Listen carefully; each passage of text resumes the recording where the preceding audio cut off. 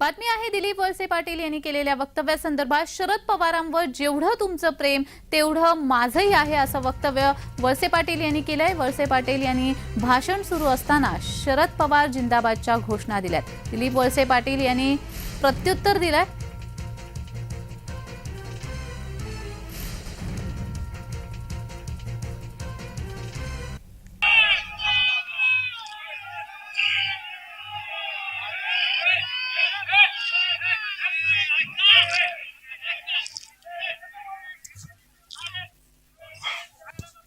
अरे बाबांनो, मी तुम्हाला सांगतो, तुमचं जेवढं प्रेम माननीय पवार साहेबांच्यावर आहे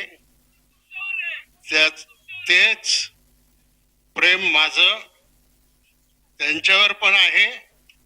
मी 40 वर्ष त्यांच्या सोबत राहिलेलो आहे।